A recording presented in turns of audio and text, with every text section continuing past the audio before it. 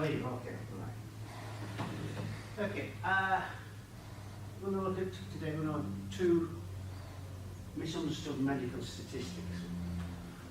As the UTC specialises in health sciences and engineering, I decided to focus this lecture on some medical statistics. Okay? I had originally intended to concentrate on some sensationalised press stories. Okay? However, I very soon realised and came to appreciate that because we're an education establishment, educating people how to understand the press stories is far more important than just exposing journalists and hacks who try to make a sensation. All right. During the research, it came to my notice that it wasn't just the ordinary members of the public who don't understand these facts. It's actually some of the decision makers, the doctors, the healthcare people, the policy makers, who don't understand these facts, but who then react to these facts, to these statistics, and sometimes with very expensive, sometimes with very dire consequences. So what I want to do is I want to sort of work our way through a couple of little stories to see what's going on and hopefully give you a feeling for how these statistics work out. A couple of important things before we say anything. I'm not a qualified doctor, I'm not medically qualified, and I'm not trying to say that one medical regime, therapy or treatment is valid or invalid. What I am saying is sometimes the statistics that they're reported with are wrong, plain and simple, and are done out of possibly the best of reasons, but unless we know to read them as being wrong, right, and what questions to ask, we will be misled. A couple of things. When I talk about screening, there's a big difference about screening generally. If somebody presents without any symptoms for a test, yeah, then that test is just screening generally to see if there's anything there. If somebody presents with some symptoms, say it was a mammogram they went for because they found a lump, then that test becomes diagnostic. They are two different things. All right? Sometimes screening can be pertinent if you screen for a particular population because of their lifestyle, or perhaps it's because they're blood related to somebody who has a tendency to one type of disease or another. Okay. So, the things we're going to look at are called relative change and survival rates. Survival. In 1995, the British Committee on Safety in Medicines, that has since been surpassed. There's now got another name for the committee that does it, but it still works on the safety of medicines. They gave a statement that read, "It is well known that the pill may produce thrombosis, blood clots, involving veins in the legs. New evidence has become available indicating that the chance of a thrombosis occurring in a vein has increased twofold for some types of pills compared with others." This is when the third generation of oral contraceptive pill became available. That was announced by the British Committee on Safety in Medicines. The result of that announcement was that there were an estimated 13,000 additional abortions in the following year in England and Wales alone. And that this had an estimated 4 million to 6 million additional cost to the National Health Service. That's because the figures that they gave, and that we're looking at for a twofold increase, were what's known as relative rates, relative changes. And the first thing I want to do is to get us to understand what's going on behind the relative changes and then look at what actually happened for that story. A relative change is a percentage decrease, a percentage increase, or sometimes referred to in the medical world as a relative risk. This ratio matters and is a useful, valid figure in the medical world. However, they all tend to exaggerate effects, cause us to think that things are worse than they are, or possibly even better than they are, rolling us into a false sense of security. So this is a quickie to give us some idea of what's happening to relative changes, have a think about this. Which would you say is more important? A 40% reduction in death or a 40% reduction in hip fractures? Try to have a think about which one you think would matter most. First reaction probably is A. It's a little bit difficult to tell because we don't know where we're coming from. We don't know what the 40% is about. It's just a figure, it's a ratio, a percentage. It doesn't mean much. And we don't know anything about the 40% in hip fractures. Suppose we looked at it and said, would you rather reduce from 5 deaths per thousand to 3 deaths per thousand? That would be 2 fewer deaths.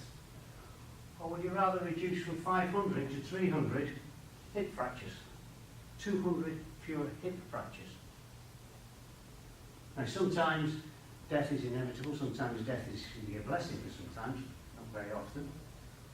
But quite often 200 hip fractures, which could be the start of the road leading to death, yeah, because of the seriousness of a hip fracture. 200 hip fractures is quite a substantial cost to society, to the people that are suffering it, and to the NHS. However, that's a 40% reduction, and that's a 40% reduction. They're both are 40% reductions. What we're looking at here, though, is we're looking at the absolute figures. We're looking at the absolute risk where we're seeing the real figures where we can then make a decision. Just to be given the 40% reduction, quoted a percentage on its own in isolation, doesn't give us the true picture of what's going on. So when you see in the press a 40% reduction in hip fractures or a 40% reduction in death, isolated, you don't really know what's behind it. So you've got to start to ask questions and think, what's going on? What's more important? A reduction in the death rate from 8 to 4 per thousand, or a reduction in the death rate from 20 to 16 per thousand? Which one is more beneficial?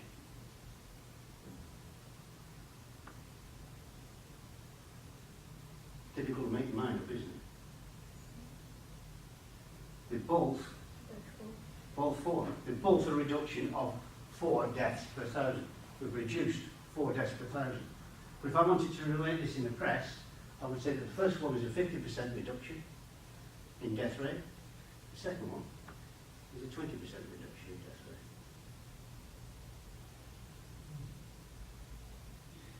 Depends how this story comes. If you read the percentage in the press, it means a big difference. But once you see the figures behind it, you say, hang on, well, is there really any difference? And so this is why we're going to start asking what's going on behind the figures. So to avoid being misled, the relative change, the percentage, is really insufficient. You need to know the absolute change. You need to know the figures, the numbers behind it. So to avoid being misled, we need to know where we started from where we ended up from. We need to know when we're reducing from 20 to 16 in the deaths, or 8 to 4 in the deaths. That tells us what's actually going on. This leads us back to sort of the generic medical research question, which is the basis of all these things that goes on. And that says, does exposure to some event or process lead to a particular outcome?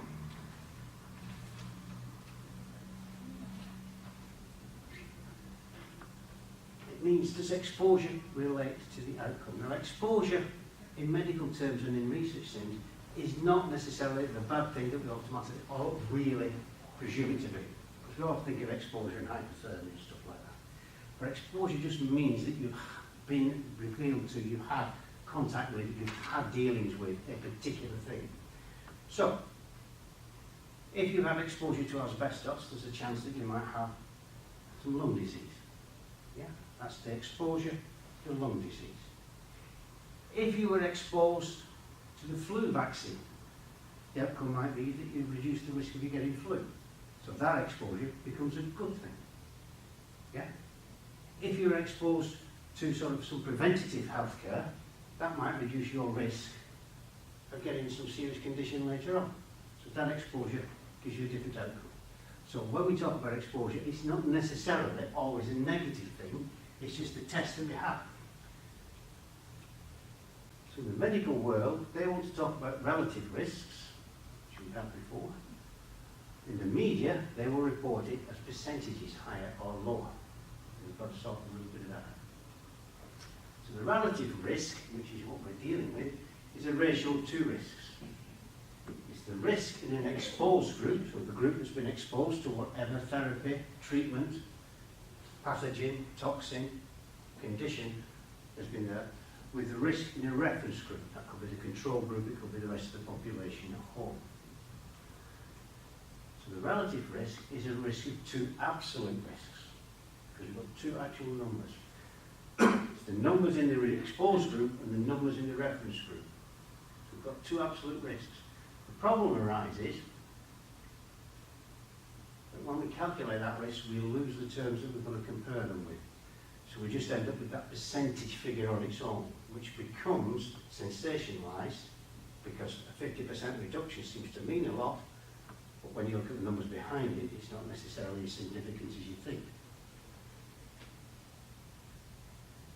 When we look at relative risks, there's three stages of it. We'll go through these reasonably quickly.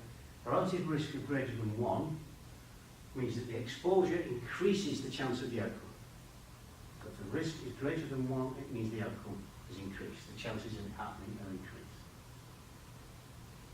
A risk less than 1 means that it decreases the chance of the outcome. And a relative risk of 1 actually means that the exposure has no connection at all to the outcome. It doesn't affect it one way or another. Okay? So, a relative risk of 0.8. That's a mathematical term, that's a medical term. 0.8 for heart disease following a new therapy versus a control group that don't have that therapy. What does it actually mean? Well, that actually means that patients on the new therapy have 0.8 times the risk of heart disease compared to the control group. Not very good reading in the press. That's not going to grab any headlines. People aren't going to be bothered reading those numbers. So what happens in the press?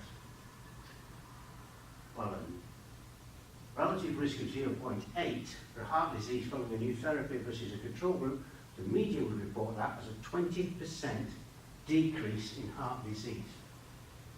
You subtract the relative risk, 0.8, from 1 to give you 0.2, and then convert that to a percentage, which gives us a 20% decrease in heart disease. So the new therapy will be effective for a 20% decrease in heart disease. A relative risk of 20 for lung cancer in smokers against non-smokers means smokers have got 20 times more chance of getting lung cancer compared to non-smokers. There should be a non in there, I've missed it out. How would the press write it? They would stick with the 20 times, because 20 is simple for people to read. They would accept that. There was no decimal points in it, no worries, no concerns.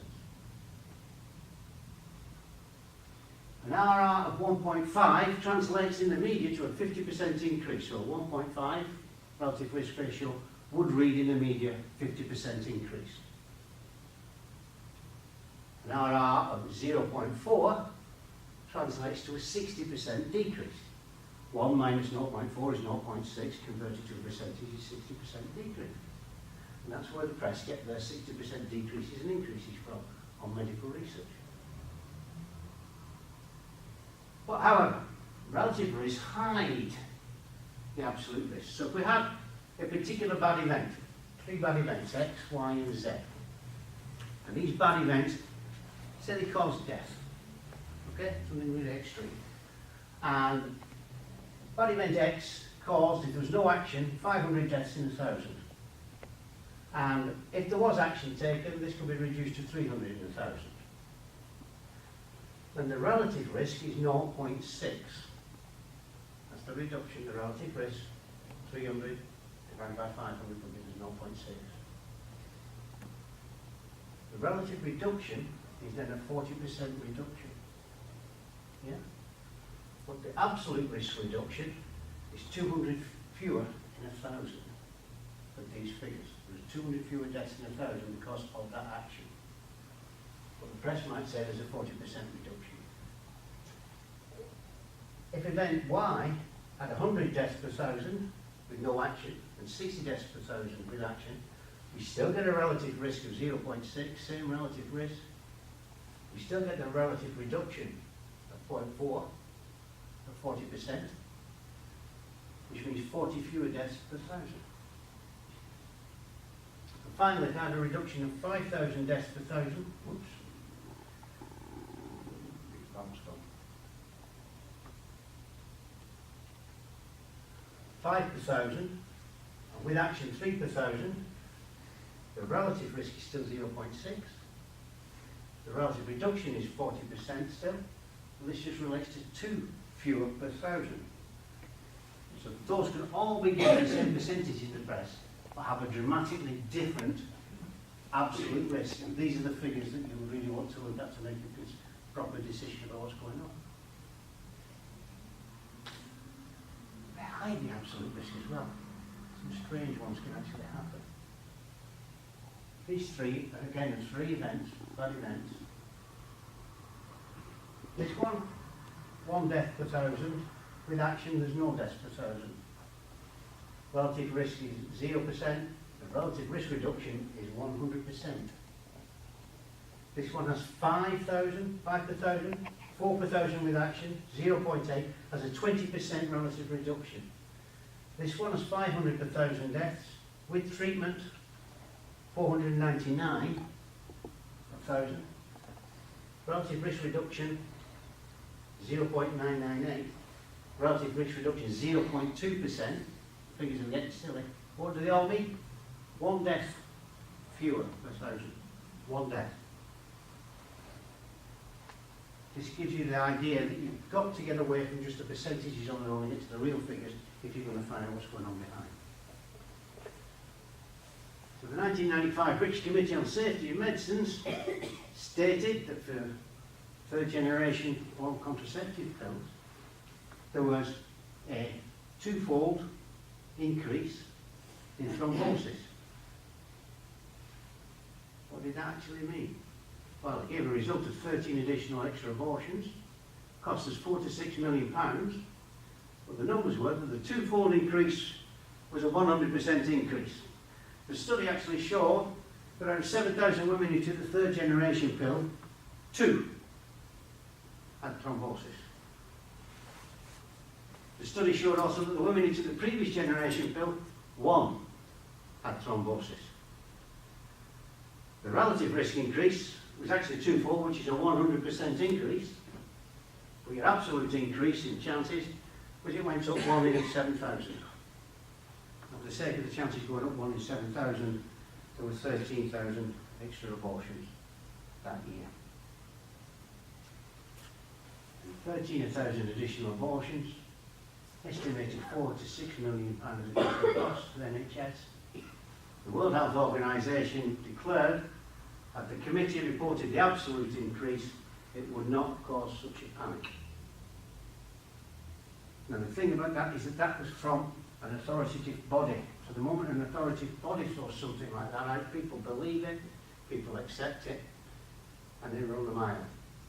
That was in 1995. It took to 1999 for them to actually reverse the decision. Quite frightening.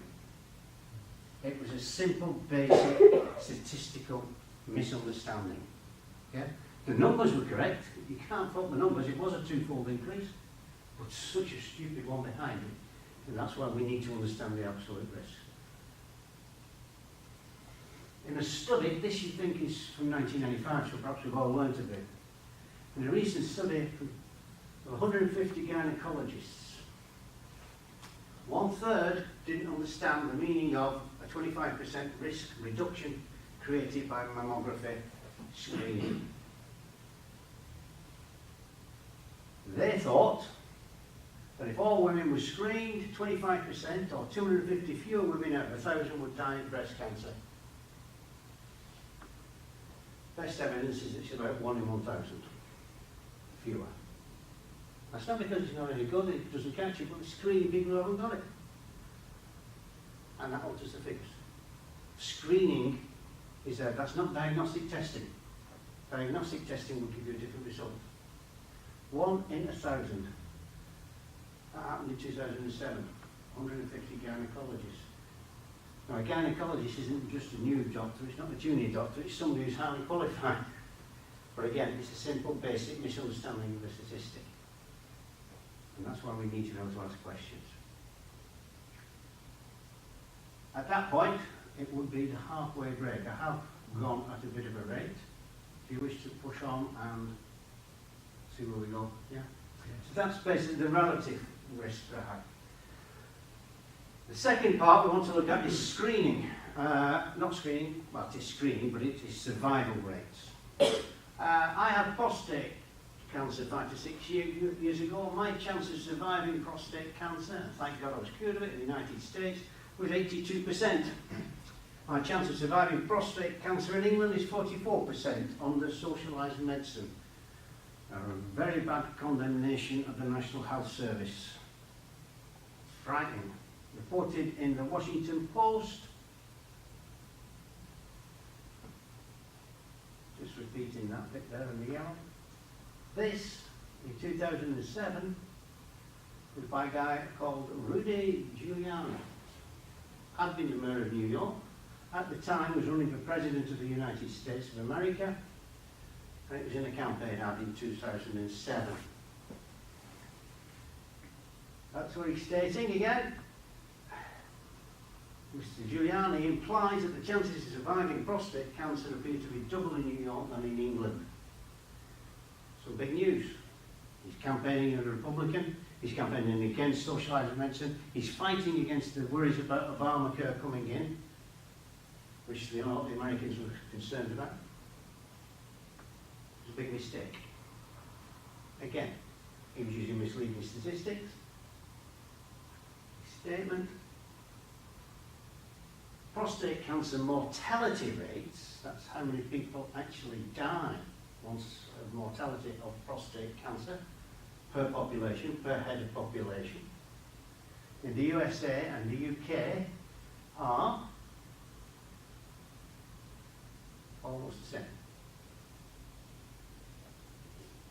Survival rates they were on about were different, but that's what people were talking about.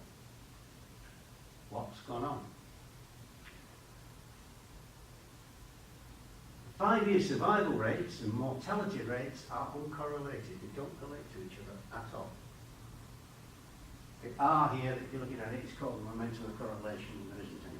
It's zero. So there's no correlation, no relationship between survival rates and mortality rates. People don't understand what they mean by survival rates. They think that means that you're not going to die. Sadly, that's untrue. Also, this is also across the 20 most common solid tumours. It's not just for prostate tumours. There's no correlation. And that's by Welch, Schwartz and Wilson. It increases by Joint American Medical Authorities 2006. So what's actually happening? What's going on? Well, in the context of screening, survival rates are a misleading statistic.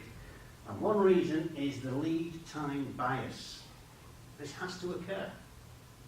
If you've got the disease and you present with the symptoms, right, then that's where you start to count from, because you've turned up with the disease.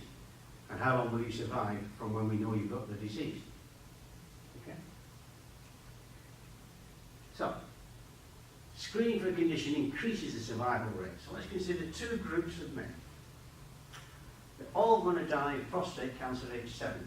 That happens to be the median age of death of men who have died from prostate cancer. It doesn't mean all men are going to die at the age of 70 of prostate cancer, but men that die of prostate cancer, that tends to be the median age.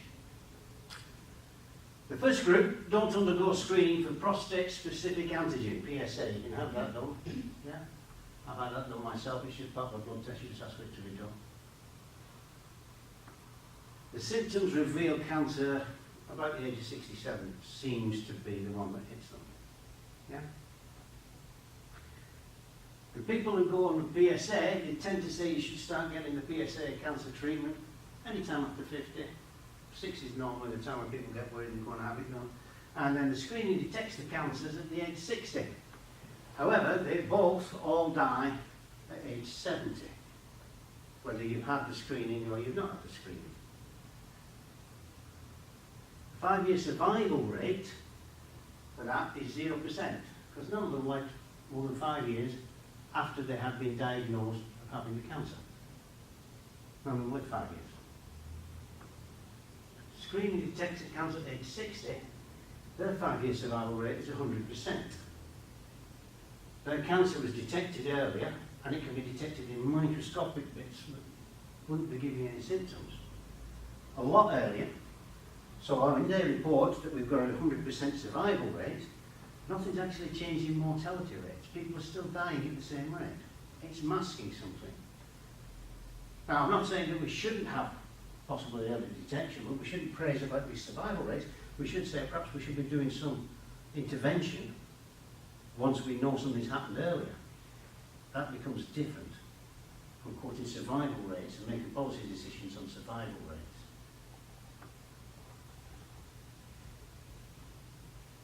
That's our lead time. They all died at the same time.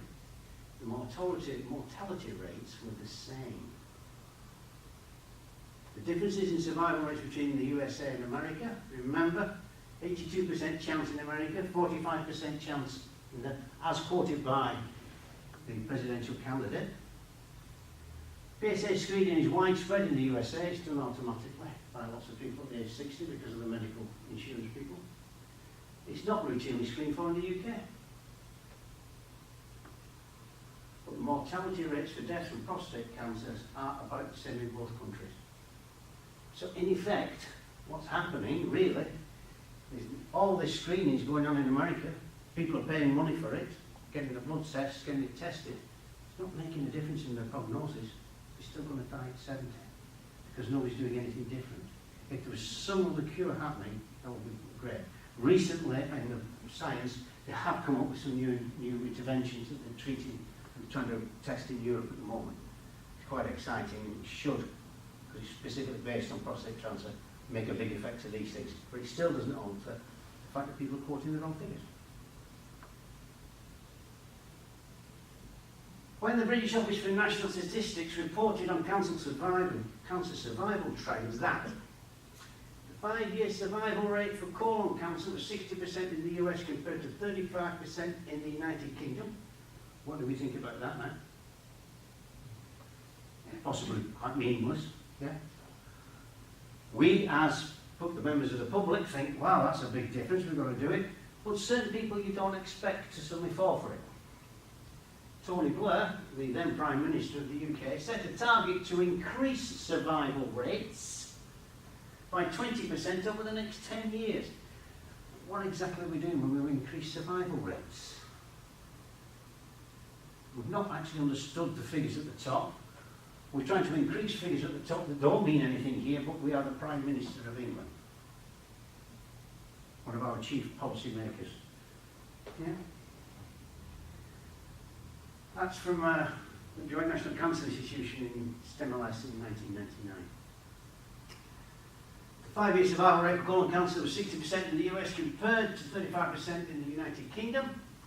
Despite the differences in survival rates, the mortality rates for colon cancer in the UK and the US are about the same.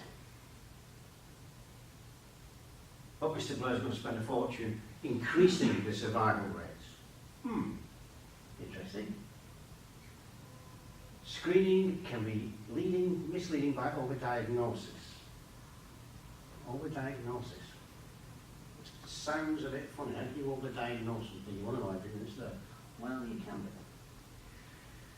Bear with me on this chart. I will have to do a little bit of explaining just to get the full business with it. On the left-hand side, we've got the progression of a disease, and eventually the disease progresses, you'll reach this point where death will be pretty certain. Okay? So that is when the disease reaches the terminal stage. This right-hand axis is death, not cancer, not due to cancer, but by the fact, basically, that time caught up with us. There are other reasons we die. People do just die of natural causes all day. The 3 lines we've got going, this, by the way, is the time from detection. The first one is we've got an aggressive cancer. These are terribly common, unfortunately. and they do happen so quickly that when they are diagnosed as cancers, these are a slow-acting cancer that will gradually reach the point where you die.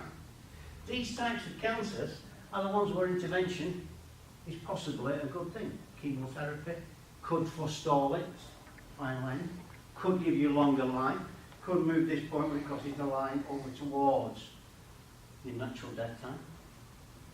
Could be worthwhile. You balance it up with the pros and cons of what might be the side effects of the treatment. Okay. But also we have what's known as non-progressive cancers. When we do these tests, it's show up with non-progressive cancers. A non-progressive cancer is one that wouldn't show you any symptoms. You would die before you really saw any symptoms that were going to cause you problems. Yeah. And you would die before you got anywhere near the death line from that cancer. You would be perfectly happy to live with that. You know, most of us, at least 50% of us, have some form of non-progressive, non-pathological cancer in us. The definition of what a cancer is will be in us. But it won't cause us any problems. It won't lead to a death. Yeah. But when we do screening, it could come up with that because we might screen for a particular antigen, a particular protein. Oh, we've got the cancer. We must treat people. And people get needlessly treated for these non-progressive cancers when they wouldn't have affected them at all in their lifestyle. And that's overdiagnosis. We've got to be aware of what is worthwhile. Intervention can give you a few weeks longer. Intervention might give you years. Here, intervention is needless, pointless. But we've got to be careful we do it. I'm not saying I could make that decision, that's a medical decision, but these things happen. So, if we looked at this, if suppose we had a city, this is where the overdiagnosis can mislead us with the survival rates. If we had a city and without screening, we had 1,000 patients with progressive lung cancer. They were diagnosed because they presented with these symptoms. Yeah? Normally for the diagnosis that is coughing and weight loss. And that. After 10 years, 950 have died and 50 are left alive. This gives us a 10-year survival rate, which is one of the survival rates they band around, of 50 over 1,000, because that's how many have survived, which is a 5% survival rate. So the 10-year survival rate of patients in this population with cancer is 5%. Suppose we did the same thing, but we went and we screened. Now, statistically, this is a scenario, and that would be that with screening, we'd have 4,000 patients with non-progressive lung cancer, so they would have the traits of it, against 1,000 patients with progressive lung cancer. 10 years later, 50 are alive of the ones with the progressive cancer, 950 are still dead, the 4,000 with the non-progressive lung cancer have survived. If we work out the survival rate, the 10-year survival rate, we've now got 4,051. Okay? I'm awfully sorry, this should be 5,000. My apologies. Over 5,000, which will give us an 81% survival rate. So with screening, we've suddenly changed from a 5% survival rate to an 81% survival rate, but what actually has happened?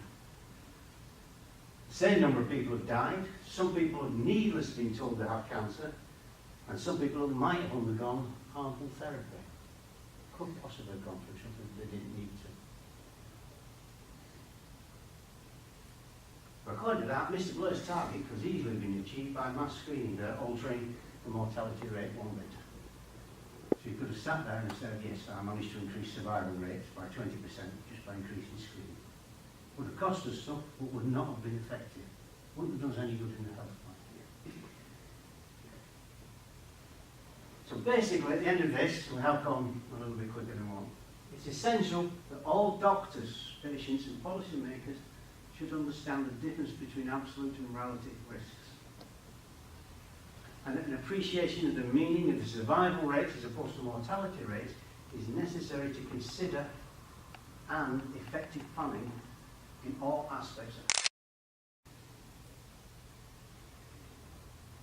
That, ladies and gentlemen, is the quick version.